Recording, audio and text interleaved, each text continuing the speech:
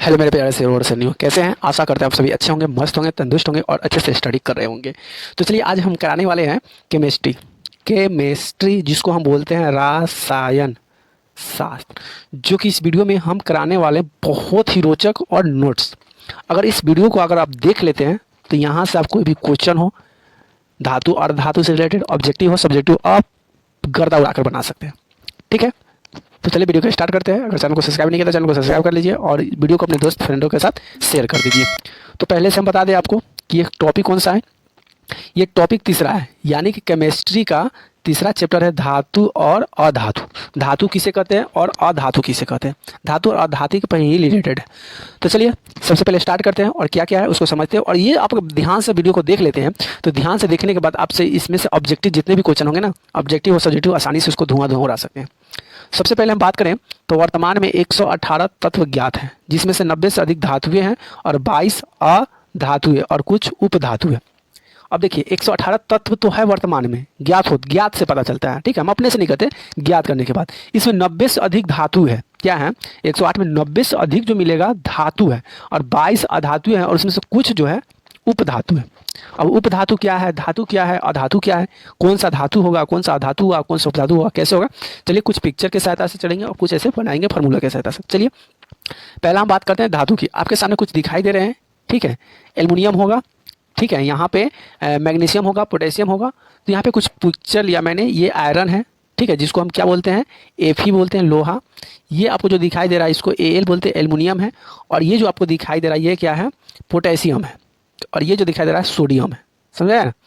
और ये सभी चीज़ हमारे देखिए पदार्थ का ठोस, चमकीले, अघर्त, तन्य, ध्वनि, ऊष्मा और विद्युत के सुचालक होते हैं। ये सभी क्या कहलाते हैं, धातु कहलाते हैं। जो चमकीला होगा, ठोस होगा, मजबूत होगा, जैसे कि बात करें सोडियम, पोटेशियम, मैग्नीशियम, लोहा, एल्युमिनियम, कैल्शियम, बोरियम और धातु, ये सभी चीज़ क्या कहलाएंगे, ये सभी चीज़ धातु कहलाते हैं।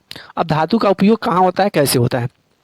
धातु का उपयोग इमारत, बड़े बड़े जो महल होते हैं, इमारत होते हैं, पुल हो गया, रेल की पटरी बनाने में, हवाई जहाज, समुद्री जहाज, पहियों का निर्माण में, घरों के उपयोग में होने वाले बर्तन, आभूषण, मशीन, पुर्जे आदि के निर्माण में भी धातु का प्रयोग बहुत जोर से किया जाता है। ठीक है, चलिए आगे बढ़ते हैं। अब बात करते हैं अधातु के। अधातु क्या होता है, अधातु किसे कहते हैं? तो देखिए अधातु यहाँ पे क्लोरीन है, ये सल्फर है। जो पदार्थ नरम, मलिन, गंभीर, ऊष्मा और विद्युत को चालक होते हैं, जो ध्वनि नहीं होते, वो अधातु कहलाते हैं। जिसमें ध्वनि नहीं होता है, क्या नहीं होता है, जिसमें ध्वनि नहीं होता है, कोई पदार्थ नरम होता है, ठीक है, मुलायम होता है, रंग भरीन होता है, वो हमें क्या कहलाता है, अधातु कहलाता है। जैसे कि ऑक्सीजन, यानी कि वो हाइड्रोजन को एक से नाइट्रोजन एन हो जाएगा, सल्फर एस हो जाएगा। देखिए यहाँ पे संकेती भी दिया हुआ है, दोनों आपको दोनों याद कर लेना है। ठीक है, फास्फोरस को पी से दर्शाते हैं, फ्लोरीन को एफ से दर्शाते हैं, क्लोरीन को सी आई से, ब्रोमीन को बी आर, आयोडीन को आई से। ये सभी चीज़ क्या है, अधातु है। नहीं इसमें कोई आवाज़ है ना, ये ठोस चीज़ है, ये नरम है, ये लिक्विड पदार्थ में है, ठीक है, आयोडीन। तो ये सभी क्या है, अधातुएं हैं। अब अधातु का प्रयोग कहाँ होता है ये देख लेना है। अधातु, ऑक्सीजन हमारे जीवन के लिए आवश्यक है। अब ऑक्सीजन भी क्या है, अधातु है, जिसे श्वसन की समस्या को अंदर लेते हैं। तो यहाँ से पूछा जाएगा अधातु का प्रयोग क्या होता है, तो अधातु हवा आ गया, तो हवा का प्रयोग हम सांस लेने के लिए करते हैं। नाइट्रोजन का उपयोग उर्वरक पौधे के रूप में किया जाता है। क्लोरीन का प्रयोग जल शुद्धिकरण के प्रकरणों में किया जाता है। आयोडीन विलयन जो होता है एंटीबायोटिक रूप में घावों पर लगाया जाता है। जो आयोडीन होता है इसको विलियम एंटीबायोटिक होता है, जो कि घाव पे लगाया जाता है। बात समझ में आएगा। अब हम बात करेंगे धातु और अधातु में अंतर क्या है। अब तो धातु और धातु पढ़ लिए, अब दोनों में अंतर क्या है। तो देखिए बात करें तो मरकरी के अतिरिक्त सभी कक्ष ताप पर ठोस रूप में होता है, तब कि तीनों अवस्था में व्यापक ब्रोमीन तरल अवस्था में होता है। ठीक है, अगला है धातु तन्य अवर्धक होते हैं, अधातुएं अवर्धक नहीं होते हैं। ध्वनि और चमक दर्शाने वाले गुण होते हैं धातु में, और अधातु में ध्वनि नहीं होती है और चमकहीन होती है, यानी कि चमकते नहीं हैं। अगला देखिए आगे क्या कहता है कि सामान्य उच्च ताप लेकिन सोडियम पोटेशियम कम होते हैं, अधातु घनत्व अधिक कम होता है। धातु ऑक्साइड क्षारीय ऊष्मीय होते हैं, धातु ऑक्साइड प्राकृतिक होते हैं। अगला है धातुएं तने अम्ल और हाइड्रोजन के विस्थापन कर हाइड्रोजन गैस को निर्मित करते, जबकि धातु ऑक्साइड और अम्ल को हाइड्रोजन में विकसित नहीं करते, यानी कि विस्थापित नहीं करते। धातु ऑक्साइड आयनिक होते हैं, अधातु ऑक्साइड संयोजी होते हैं। आपको ये सब अंतर समझ में आ गया। अगला है धातु के भौतिक गुण। धातु के भौतिक गुण क्या क्या है? तो देखिए, धातु के भौतिक गुण की बात करें तो धातु एक ठोस और कठोर होता है। प्रत्येक धातु की कठोरता अलग अलग होती है। धातु का गलनांक अधिक होता है। उसके बाद है अपवाद। मरकरी को छोड़कर सारी धातु एक कमरे के ताप पर ठोस अवस्था में पाई जाती है। अगला है कि गैलियम और सेल्यूलोज का गलनांक बहुत कम होता है। हथेली पर रखे हुए ये धातु पिघलने लगते हैं। किया गया। अगला है कि क्षारीय धातु। लिथियम, सोडियम, पोटेशियम इतनी मुलायम होती है कि उनसे चाकू से भी काटा जाता है। इसका घनत्व गलनांक से भी कम होता है। देखिए, सिर्फ ऑप्शन में पूछा जाएगा कि कौन सी पदार्थ को चाकू से काट सकते हैं, तो नीचे में रहेगा लोहा, उसके बाद रहेगा पीतल, तांबा, और उसमें एक ऑप्शन रहेगा सोडियम। तो ऑप्शन क्या हो जाएगा? सोडियम, क्योंकि ये सभी मुलायम होता है जिसको हम चाकू से आसानी से काट सकते हैं। उसके बाद है चमक। अपने शुद्ध रूप से धातु को चमकदार होती है। धातु के इस गुणधर्म को धातु चमक भी कहा जाता है। अगला है अधात्वर्धता। धातु को पीटकर पतली चादर बनाया जा सकता है। इस गुणधर्म को धात्वर्धता कहते हैं। सोना और चांदी सबसे अधिक धात्वर्धता धातु है। उसका बाद तन्यता। धातु के पतले तार के रूप में खींचने की क्षमता तन्यता कहलाता है। सोना सबसे अधिक तन्य धातु है। इस ग्राम को सोने में 2 किलोमीटर लंबा तक बनाया जा सकता है। उसका बाद चालक। चालक क्या होता है? चालक, देखिए, चालक की बात करें तो चालक धातु ऊष्मा का एक विद्युत सुचालक होता है। जिसे सिल्वर तथा कॉपर अच्छे चालक होते हैं। अपवाद। लेड मतलब होता है सीसा तथा मरकरी ऊष्मा का क्या होता है? कुचालक होता है। ध्वनि। सामान्यतः ध्वनि ठोस सतह से टकराने पर एक विशेष आवाज़ उत्पन्न होती है जिसे हम ध्वनि कहते हैं। जैसे कोई शीशा रॉड ले लीजिए, रॉड को रॉड से मानिए, जब एक दूसरे से भारी वाले ठोस सामान जब उस चीज़ से टकराएगा तो उसमें से आवाज़ निकलती है, कंपन होती है, वही हमारा क्या कहलाता है? साउंड कहलाता है, यानी कि ध्वनि कहलाता है। अगला क्या है? धातु के भौतिक गुण। धातु के भौतिक गुण क्या? अच्छा सॉरी, अधातु है। ये जितने भी इससे पहले पढ़े वो सब धातु थे। अब आता है अधातु। तो अधातु के भौतिक गुण की अगर बात करें तो अधातु सामान्यतः या तो ठोस या फिर गैस होती है। उपवाद इसकी बात करें तो ब्रोमीन ऐसी धातु है जो कि द्रव होती है। अगला है चमक। चमक की अगर बात करें तो अधातु में चमक नहीं होती है। अधातु में चमक नहीं। अगर अधातु की हम बात करें तो अधातु मान लेते हैं लकड़ी हो गई, उसके बाद हवा हो गया, ठीक है, तो हवा में चमक होता है? नहीं होता है। तो अधातु क्या है? हवा है, तो हवा में चमक नहीं होता। इसका अगर बात करें तो आयोडीन अधातु होते हैं जिससे चमक चमकीला होती है। अवधानता। अधातुएं अवधानता नहीं होती है। अधातुएं भंगुर होते हैं, अतः इन्हें पीटने पर भी ये टूट जाते हैं। अगर इसकी बात करें तो अधातुएं तन्य नहीं होती है। अधातुएं तन्य नहीं होती है। चालकता की बात करें तो अधातु विद्युत का उष्मा की कुचालक होती है। अगर आपसे पूछा जाएगा कि अधातु जो होता है उष्मा की क्या होती है, अधातु विद्युत उष्मा की क्या होगी, तो विद्युत उष्मा की कुचालक होती है। ठीक है। आगे बात करें, कार्बन का अपरूध हीरा उष्मा सुचालक होता है और कार्बन का अपरूध ग्रेफाइट सुचालक होते हैं। समझ में आ गया।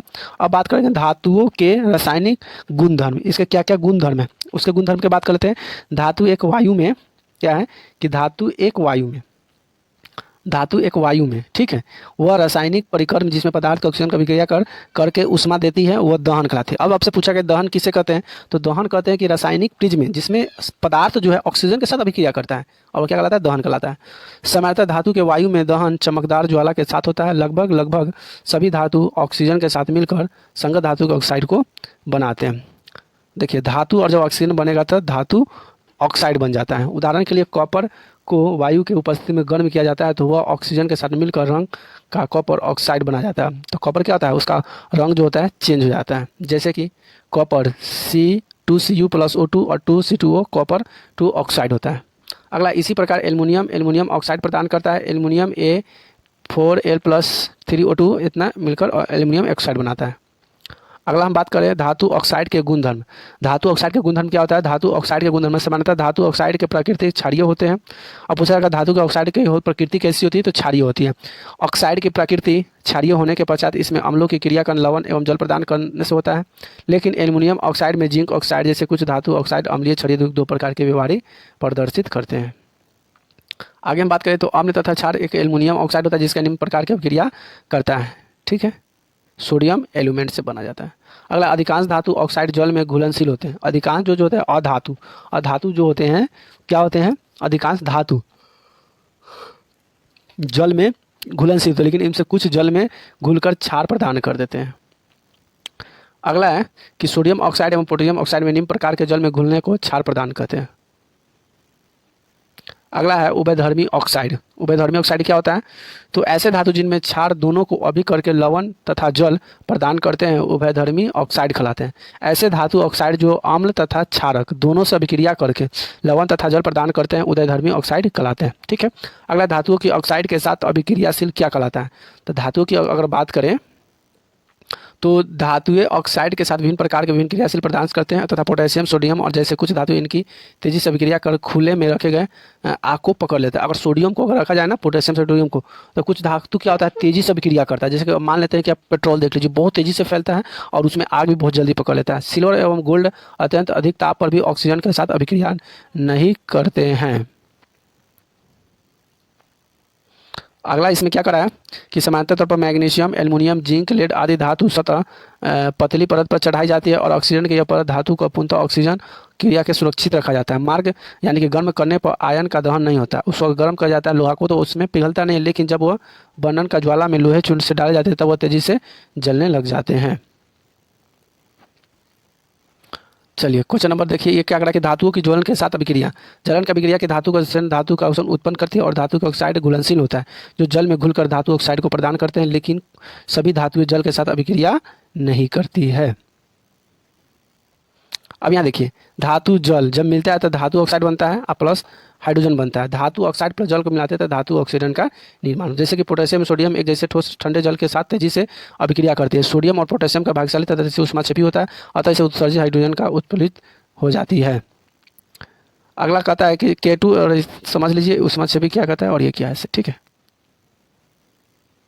बी नंबर दिया कि जल के साथ कैल्शियम अभिक्रिया थोड़ी सी धीमी होती है तथा उत्सर्जन अभिक्रिया में हाइड्रोजन ज्वलनशील पदार्थ का पर्याप्त नहीं होता। उपयुक्त अभिक्रिया में हाइड्रोजन गैस के बुलबुले कैल्शियम धातु के सतह तक चिपक जाता है तथा कैल्शियम तैरना प्रारंभ कर दे, ऊपर में छताने लगता है, तैरने लगता है। अगला क्या है कि मैग्नीशियम शीतल के साथ अभिक्रिया नहीं करता, अतः गर्म जल के साथ अभिक्रिया करके वह मैग्नीशियम ऑक्साइड ऑक्सीजन और उत्पन्न करता है। हाइड्रोजन के बुलबुले मैग्नीशियम सतह को धातु चिपक जाती है, यह एक तैरता हुआ भाग होता है। एल्युमिनियम आयन के जिंक के ऐसी धातु न शीलता जल के साथ होता है, न ही जल को गर्म करने की अभिक्रिया करती, लेकिन भाप के साथ अभिक्रिया करने से धातु ऑक्साइड का हाइड्रोजन प्रदान करता है। उसी तरह से ई नंबर देखिए, लेड यानी कि सीसा, कॉपर, सिल्वर, गोल्ड, सोना जैसे धातु जल के साथ बिल्कुल अभिक्रिया नहीं करती है। अगर सीसा को अगर रख दीजिए जल में, या लोहा को जल में रख दीजिए, या सिल्वर को जल में रख दीजिए, तो कोई क्रिया करेगा? कोई क्रिया नहीं करेगा, जैसे कि तैसे ही रह जाता है, तो कोई क्रिया नहीं करता है। अगला धातुओं की अम्ल की अभिक्रिया। धातु का जो अम्ल होता है उसका अभिक्रिया क्या होता है?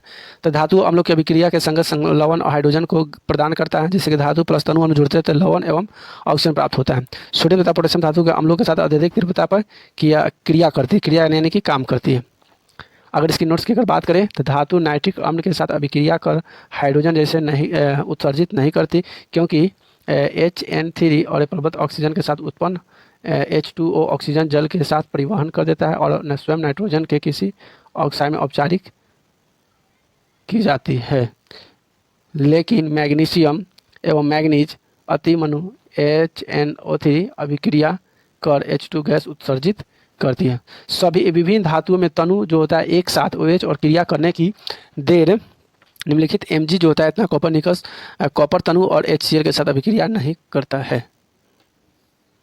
अगला धातु लवणों के विलयन के साथ धातु की अभिक्रिया। धातु के साथ अभिक्रिया करता है, कैसे अभिक्रिया करता है?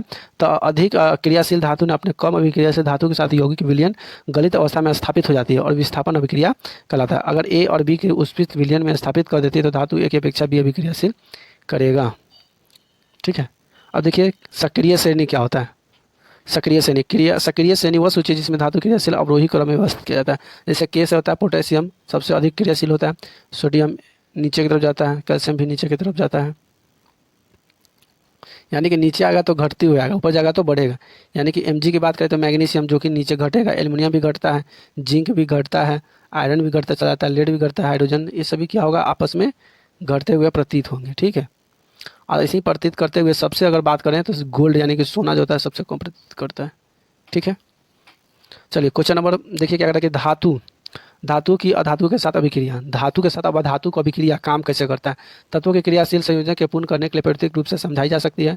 धातु परमाणु संयोजित और इलेक्ट्रॉन त्याग कर बनाते हैं और धातु के परमाणु संयोजक की इलेक्ट्रॉन तथा ग्रहण कर निर्णायन बनाते हैं। आगे बात करते हैं आयनिक गुणों का धर्म। भौतिक प्रक्रिया, यह आयनों को मजबूत करने और बनाने के लिए योग्य होता है और कठोर होता है, जिसमें यौगिक सामान्य भंगुर होते हैं, तबकि दाब डालने पर इसे डूबने ते और टूट जाते हैं। अब गलनांक और क्वथनांक के बारे में जान लेते हैं। गलनांक और क्वथनांक क्या होता है?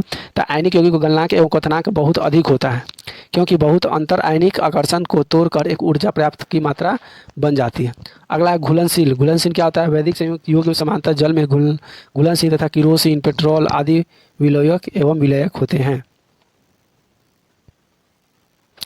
अगला है विद्युत चालक क्या होता है? तो ऐसे ठोस यौगिक जिसमें चालक नहीं करते, क्योंकि ठोस की स्थिति में चलन के संदर्भ नहीं होता है, लेकिन गलतियाँ जलीय अवस्था में स्वतंत्र रूप से मगन एवं विद्युतक का चालक करते हैं। अगला है कि धातुओं की प्राप्ति। धातु की प्राप्ति कैसे होती है? पृथ्वी पर भूपट्टी धातुओं का मुख्य स्रोत होता है। धातु प्राप्त कैसे होता है? तो खनिज के भूपट्टी प्राकृतिक रूप से पाए जाते हैं और तथा तत्व यौगिक को ही खनिज कहते हैं। ये खनिज बनाया नहीं जाता है, ये प्राकृतिक से ही प्राप्त होता है, समुद्रों और बड़े बड़े महासागरों से, ठीक है, पहाड़ों से। कुछ स्थान पर खनिज कुछ विशेष काफ़ी धातु काफ़ी मात्रा में होती है, जिसे हम निकालना लाभकारी होता है, जिससे खनिज एक्स होता है। अब आता है धातु का निष्कर्ष। क्रियाशील के आधार पर धातु का 3 वर्गों में विभाजित किया गया है। कितने वर्गों में विभाजित किया गया है? इनको 3 वर्गों में विभाजित किया गया है। तो अगर बात करें पहला की बात करें तो पहला है निम्न। क्या है? निम्न अभिक्रियाशील, मध्य क्रियाशील और उच्च अभिक्रियाशील। सबसे पहला तो निम्न होगा, मध्य होगा, फिर उच्च हो जाएगा। चलिए आगे। सक्रिय क्रियाशील नीचे और कम क्या कहता है कि सबसे कम अभिक्रियाशील होता है, जिससे स्वतंत्र और अस्थायी रूप से गोल्ड, सोना, सिल्वर यानी कि चांदी, पोटेशियम पाए जाते हैं और इसे सल्फर अपने सल्फाइड ऑक्साइड में अयोग्य से मुक्त करने के लिए पाए जाते हैं। सक्रिय श्रेणी में ऊपर के धातु के NaCl जितना भी है, इन सभी अधिक क्रियाशील होते हैं। इन्हें सभी स्वतंत्रता के आधार पर पाई जाती है। इसे शुद्ध अधातु निष्क्रिय रूप से चलन में होता है। अगला है अयस्क की समुद्रीकरण। पृथ्वी के खनिज अयस्क मिट्टी के रेत आदि से होती है और इसे गैंग कहते हैं। अयस्कों के हटाने के लिए जिन प्रक्रिया का उपयोग होता है, अयस्क के रोगों को भौतिक रासायनिक गुणों आधारित होते हैं। इन पद्धतियों को विभिन्न तरीकों से अपनाए जाते हैं।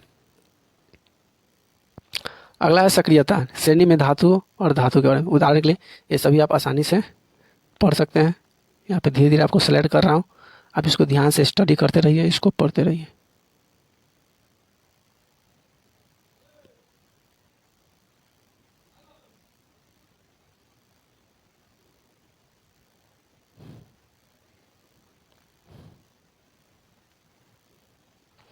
चलिए, तो ये सभी क्वेश्चन थे, आपको ये सॉल्व कर लिया। आप इसको बारी बार से अब उसको देखकर समझ सकते हैं। अब आता है मिश्र धातु क्या है। 2 या 2 से अधिक धातु कभी कभी धातुओं को उपस्थित होता है, वह समग्र मिश्र धातु कहलाता है। इस तौर पर करने वाले पहलू को ही अवस्था लाई जाती है एवं तत्पश्चात दूसरों के तत्वों को निश्चित अनुपात में विलयन किया जाता है। इसे हम दूसरे के कमरे के ताप पर शीतल किया जाता है, यानी कि ठंडा किया जाता है, ठीक है। चलिए अब क्वेश्चन नंबर आगे देखिए क्या कहता है। Important question. यदि कोई पर्दे पर मिश्र धातु अम्लम करता है तो शुद्ध एवं उसके मिश्र धातु के विचालक चालक और गलनांक कम हो जाता है। तांबा में जस्ते यानी कि जिंक, पीतल एवं टीन एवं मिश्र धातु का विद्यालय सुचालक होता है, लेकिन ताम्र में उपयोग विदेशी पृथक्करण से बनाने में किया जाता है। सोल्डर एक शीशा होता है जिसे टीन यानी कि Pb एवं Sn मिश्र धातु गलनांक बहुत कम होता है। इसमें प्रयोग किए गए परस्पर बिल्डिंग में पाए जाते हैं। इस सभी जितने जो क्वेश्चन हमने कराया, कुछ आपको क्वेश्चन को एक्सप्लेन मैं नहीं कर पाया क्योंकि थोड़ा सा वीडियो लंबी हो जाती है बताने पर, इसलिए आपको थोड़ा सा ये जो क्वेश्चन जो है आपको यहाँ से स्क्रॉल कर रहा हूँ, इस क्वेश्चन को आपने 1 से 2 बार इसको देख लेना है। अगर नहीं देख सकते हैं वीडियो तो आप यहाँ से आप मेरे चैनल से PDF भी ले सकते हैं और वहाँ से PDF का आप देख सकते हैं, PDF को प्रिंट करा सकते हैं, उसको याद कर सकते हैं। वीडियो देखने के लिए बहुत बहुत धन्यवाद। Thank you so much, love you. अगर आपको इस चैप्टर का, इस वीडियो का अगर आपको PDF लेना चाहते हैं या कोई भी सब्जेक्ट का नोट्स लेना चाहते हैं तो प्लीज़ सब्सक्राइब जरूर कर ले और यहाँ पे मैसेज कर दे, ताकि आपको जो भी इंपॉर्टेंट क्वेश्चन होगा आपको यहाँ से आपको मिलते रहेगा। तो वीडियो को लाइक, शेयर और प्यारा सा कमेंट जरूर कर दे और चैनल पे नहीं तो चैनल को सब्सक्राइब जरूर कर दे। वीडियो देखने के लिए बहुत बहुत धन्यवाद। Thank you so much, love you.